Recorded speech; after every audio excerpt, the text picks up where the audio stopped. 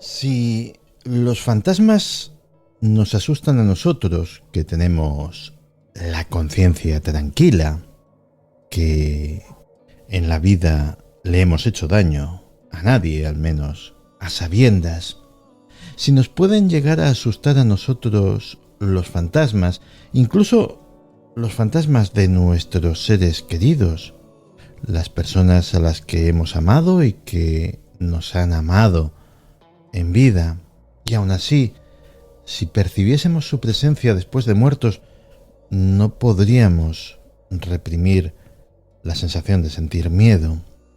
¿Os imagináis lo que tiene que ser, lo que tendría que ser, no tener la conciencia tan tranquila, haber hecho daño, incluso haber provocado la muerte de otro ser humano y encontrarse con su fantasma? Un fantasma vengativo, alguien que ha decidido cruzar el velo infranqueable entre el mundo de los muertos y el de los vivos para enfrentarse a su propio asesino, incluso castigarle. Esto se ha convertido en un elemento frecuente en la ficción, pero ¿es solo eso? ¿Es solo ficción? Ya os digo yo que no, que ha habido casos en los que presuntamente esos fantasmas vengativos se han terminado cobrando su venganza. Casos de personas que fueron perseguidas por los fantasmas de aquellos a quienes perjudicaron. Y en muchos de estos casos, los presuntos fantasmas de esas víctimas eran tan persistentes, eran tan obsesivos, eran tan terribles, que llevaron a que los asesinos confesasen, que declarasen sus crímenes, asesinos que podrían haberse salido con la suya, que nunca podrían haber sido alcanzados por la mano de la ley, de no ser por su propio testimonio. En todas las tradiciones, en todas las culturas existen relatos míticos, legendarios, de almas perdidas, de víctimas de asesinato que vuelven para perseguir a sus asesinos. ¿Quién sabe si estos relatos no estarán basados en un fenómeno real? En agosto de 1985, una joven de 17 años, Lois Sigala, fue encontrada muerta en una zona boscosa aislada de California. Quien fuera que fuese su asesino se empleó a fondo porque la disparó ni más ni menos que 10 veces. El asesino fue identificado como Terry Childs. Fue detenido, fue juzgado y fue sentenciado a 41 años de prisión. Y ahí se habría terminado nuestra historia si el bueno de Terry Childs hubiese mantenido la boca cerrada. Pero el caso es que con los años algo hizo clic en su cabeza y pidió ver al juez y comenzó a confesar otros asesinatos. Terry Childs no era simplemente el asesino de una joven de 17 años. Terry Childs era todo un asesino en serie. Los nombres comenzaron a surgir, los casos de desaparición comenzaron a cerrarse y la policía comenzó a asombrarse de el alcance de la carrera criminal de este hombre. Linda Ann Josovich, Joan Mack, Christopher Hall, Penny Rickenbacker, todos ellos asesinados y escondidos en lugares remotos de la región de Santa Cruz, en California. Cuando se le preguntó por qué ahora, por qué admitir esos asesinatos adicionales, en qué le beneficiaba, Childs dijo que los fantasmas de sus víctimas le habían perseguido implacablemente, que se aparecían en su celda por las noches y se le quedaban mirando desde la oscuridad, y sentía como aquellos seres silenciosos lentamente le comían el cerebro. Eran sus palabras textuales. Así que pensó que lo que querían era que confesase, que confesar sus crímenes le liberaría de estos demonios. Y el caso es que, al parecer, tenía razón. Cada vez que confesaba un nuevo crimen, la silenciosa comunidad que le miraba por las noches perdía uno de sus miembros. Terry Childs actualmente está sentenciado a cadena perpetua sin posibilidad alguna de libertad condicional. Alrededor de la misma época, en 1982, ocurrió una de esas desapariciones, una de tantas que quedan sin explicación. Una chica de 13 años, Kerry-Ann Jopek, que vivía en Milwaukee, en el estado de Wisconsin, desapareció. No había ningún motivo para explicar esa desaparición, no había conflictos familiares más allá de un suspenso en la escuela. Tan solo había asistido a una fiesta y nunca había regresado. Se investigó, se interrogó, se indagó, pero nada. Simplemente pasaron los meses, 17 meses, hasta que su cuerpo fue descubierto. Fue descubierto de forma accidental, enterrado bajo el porche de una casa. No había pruebas, no había indicios, no había sospechoso y no hubo culpable. No se pudo detener a nadie, al menos hasta el año 2015, más de 30 años después. Fue entonces cuando ya un hombre hecho y derecho llamado José Ferreira se presentó ante las autoridades para confesar lo que había sucedido esa noche. Ambos eran unos críos y habían estado fumando un porro.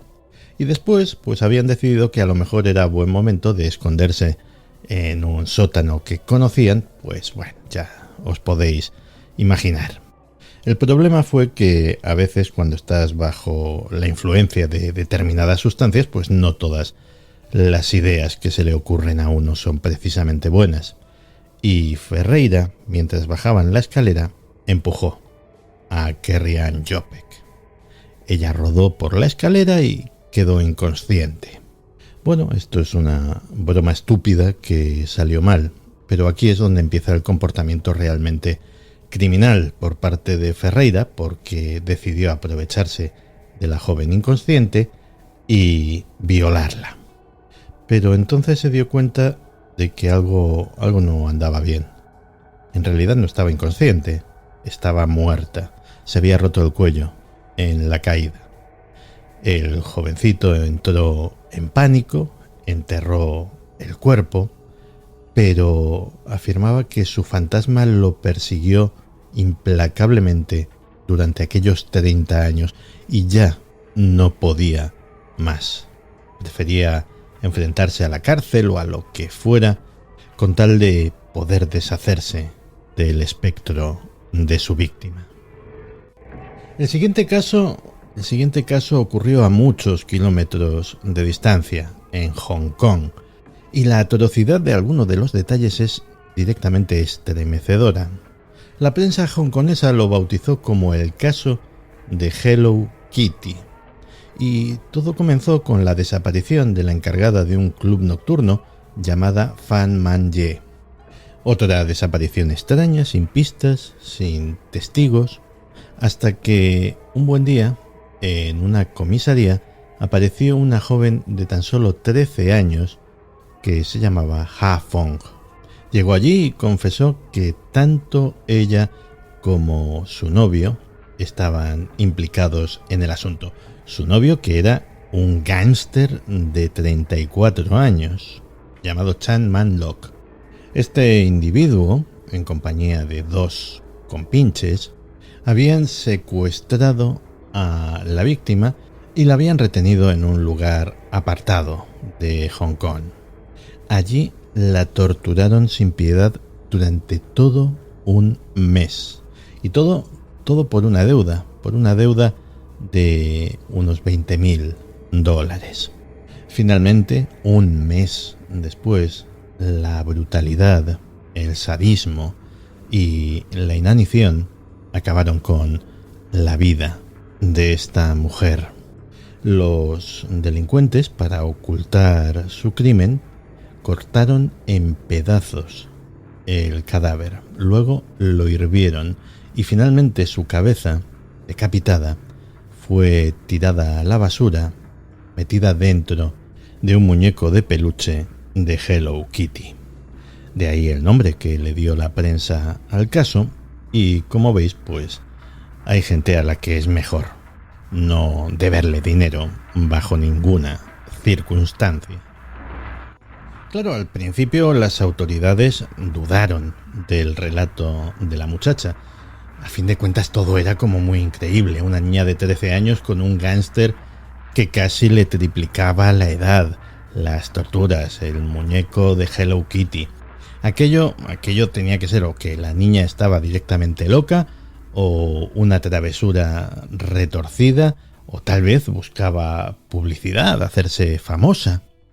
Pero todas estas dudas se despejaron de un plumazo cuando la joven les llevó hasta un muñeco, hasta un gran peluche de Hello Kitty, en cuyo interior estaba la cabeza de Fan Man-ye.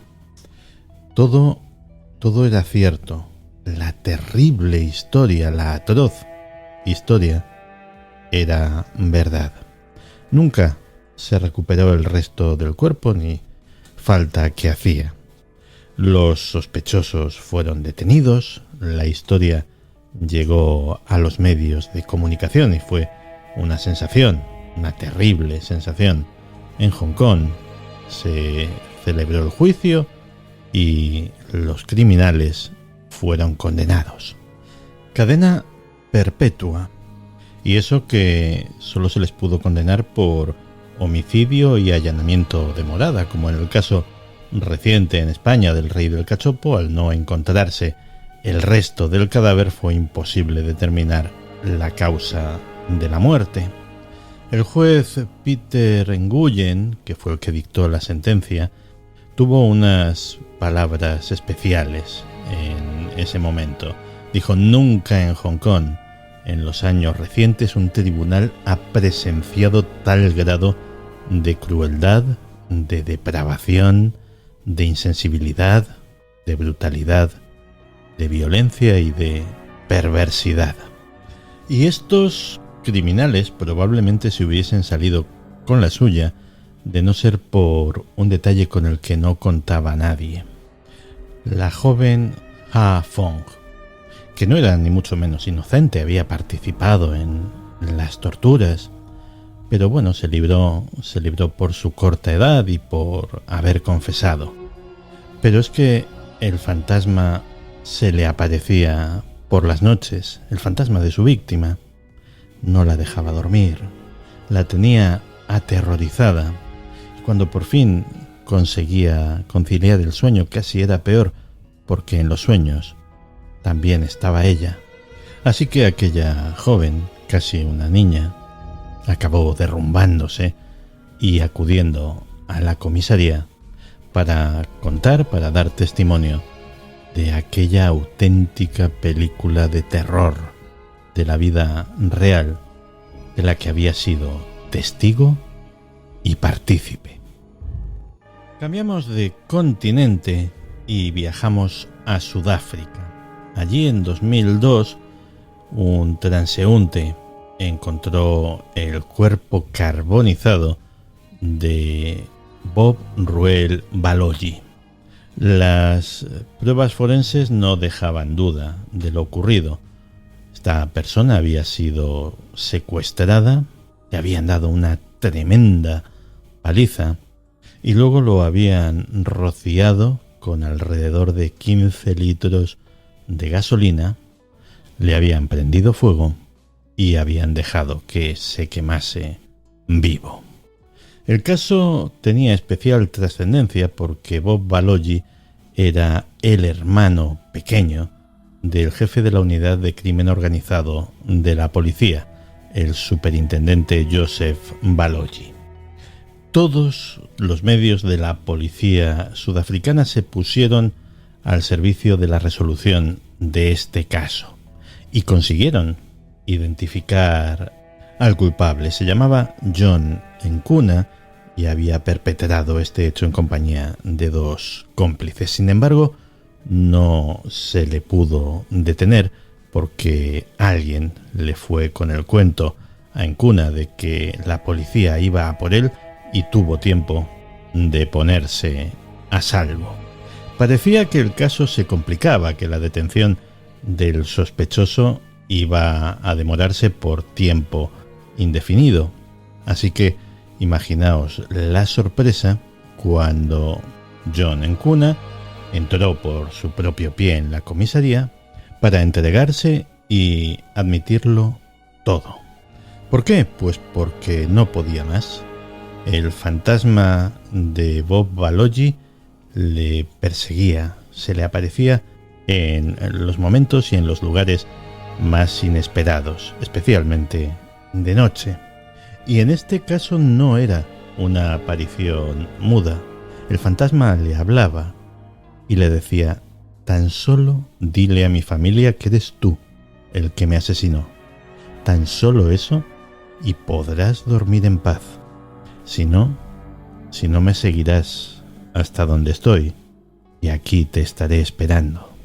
De hecho, le dijo a la policía que su huida no había sido para eludir el arresto, sino que era un vano intento de despistar al fantasma, correr, huir lejos, esperando que la aparición no le siguiese, pero siempre le seguía.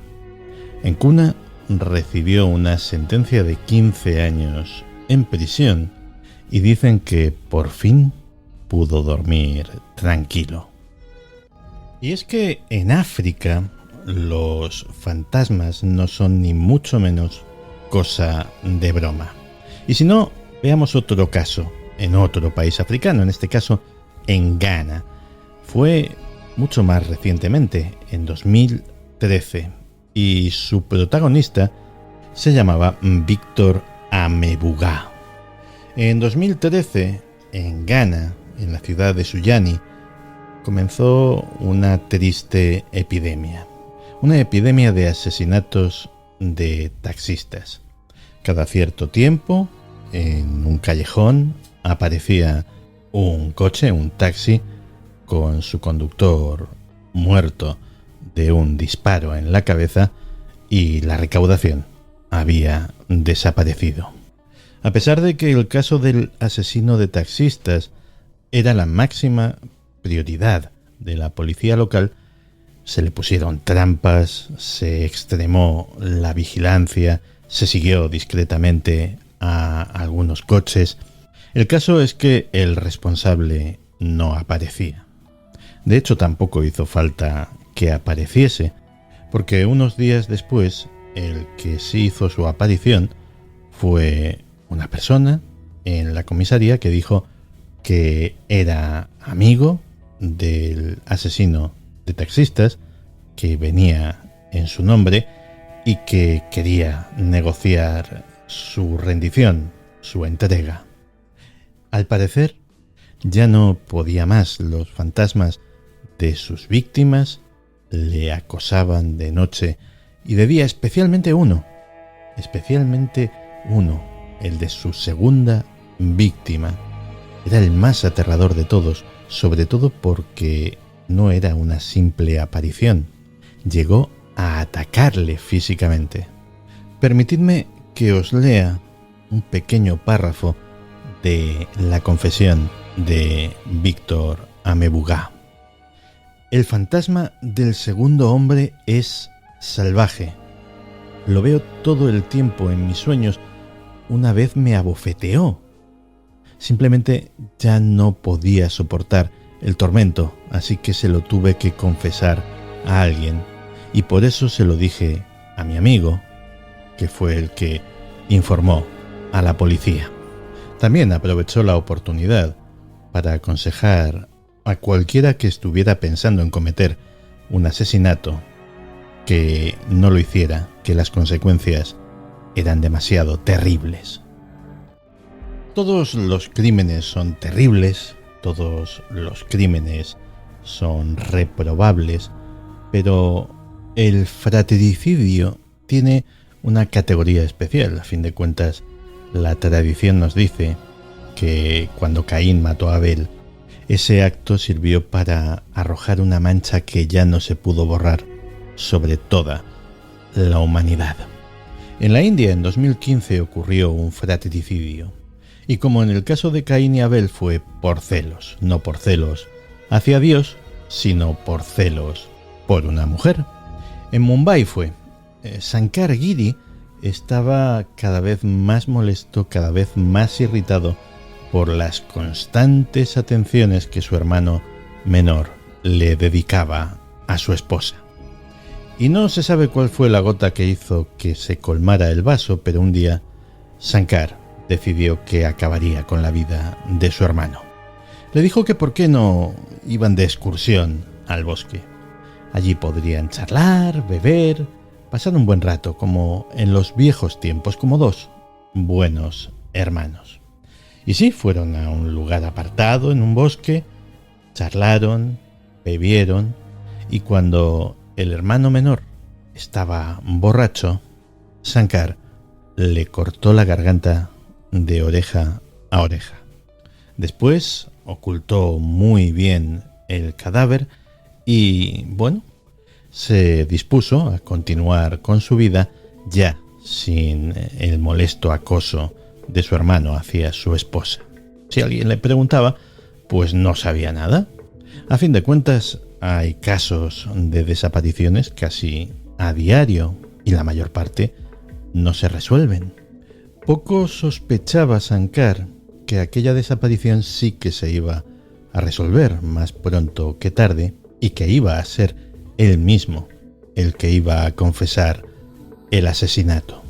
Pasó una semana de relativa tranquilidad, pensando que efectivamente se había salido con la suya, hasta que una noche soñó con su hermano. Bueno, tampoco pasaba nada, tampoco era extraño, tal vez un ataque de mala conciencia. El problema es que durante la siguiente semana comenzó a escuchar constantemente la voz de su hermano recriminándole el crimen. Bebió a ver si acallaba las voces, pero nada. Intentó dormir, pero una noche se encontró con que el fantasma de su hermano le estaba intentando estrangular. Tras unos días más se convenció de que nunca iba a volver a tener paz durante el resto de su vida. Así que finalmente fue a Mumbai, entró en una comisaría y confesó. Ni siquiera uno de los criminales más célebres de todos los tiempos se libró del fantasma de una de sus víctimas. Fue ni más ni menos que Al Capone. Todo comenzó con la tristemente célebre masacre del día de San Valentín. Al Capone ordenó que los hombres de uno de sus rivales, Bugs Moran, fueran asesinados. Un grupo de sicarios se presentó en la guarida de la banda rival disfrazados de policías, presuntamente para detenerlos. Pero en vez de eso, los pusieron en fila y los fusilaron. 7 víctimas, 7 cadáveres que Al Capone utilizó como escarmiento para cualquiera que se atreviera a desafiarle. Entre esos 7 muertos había un gángster de poca monta llamado Jimmy Clark. Jamás hizo nada especialmente notable y su nombre hubiera pasado sin pena ni gloria por la crónica criminal de los locos años 20 en Chicago, de no ser porque, estando muerto, estuvo mucho más activo de lo que jamás estuviera en vida. Todo comenzó en la primera estancia en la cárcel de Al Capone por llevar un arma oculta, y lo cierto es que Al Capone vivía como un rey, vivía como en su propia casa en la penitenciaría del este de Filadelfia, salvo por un detalle, porque él decía que no estaba solo en la celda. Jimmy estaba allí. Jimmy no le dejaba en paz. Por las noches, los otros presos le escuchaban gritar y hablar con alguien invisible, alguien llamado Jimmy. Y la cosa continuó hasta el final de sus días. Cabe una duda, y es que Al Capone estaba infectado de sífilis, una enfermedad que en uno de sus estados avanzados ataca al cerebro y provoca alucinaciones y locura. ¿Realmente Jimmy estaba allí? ¿Era un fantasma? ¿O era simplemente el testimonio del fin de la cordura del famoso criminal? Pero posiblemente el caso más alucinante de todos sea la única ocasión que yo conozca en que el testimonio de un fantasma fue utilizado en un juicio. Ocurrió en el estado norteamericano de Virginia en 1896. Una mujer, Zona Trout, fue encontrada por el hijo de unos vecinos muerta en el suelo. Nada hacía sospechar que hubiese sido otra cosa que un desafortunado caso de muerte repentina, como entonces se denominaba a los ataques al corazón. Así que eso es lo que se dictaminó, muerte natural. Su esposo Edward, el herrero del pueblo, estaba desconsolado, y lo cierto es que todo el mundo sintió pena por él, dadas las tremendas muestras de dolor que mostró durante el funeral, más notables aún si tenemos en cuenta que era un tipo de enorme envergadura, y ya se sabe, ver llorar a un hombretón de semejante calibre pues impresiona. La muerte de la joven de tan solo 23 años fue un auténtico mazazo para toda la familia, y su madre decidió refugiarse en la oración. Rezaba todas las noches, y una de esas noches una lucecita entró por la ventana y tomó poco a poco forma humana, la forma de su hija. Su hija, que le dijo: Eddie me mató, me estranguló con sus propias manos y me partió el cuello. El fantasma incluso hizo la macabra demostración de hacer girar su cabeza a 180 grados para demostrar hasta qué punto el cuello estaba descoyuntado. Le costó mucho a la buena señora que el juez ordenase la exhumación del cadáver y una autopsia, pero lo consiguió.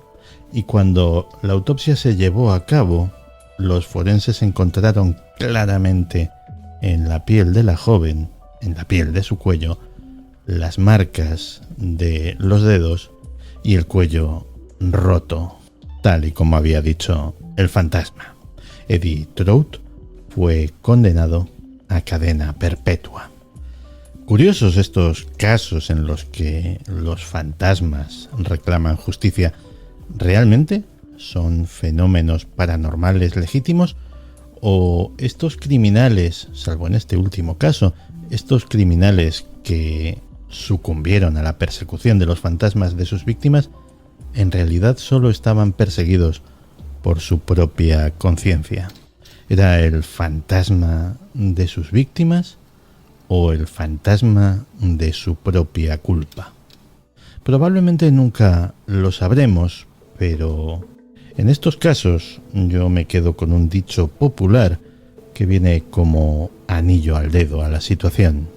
Y el dicho afirma simplemente: no la hagas y no la temas.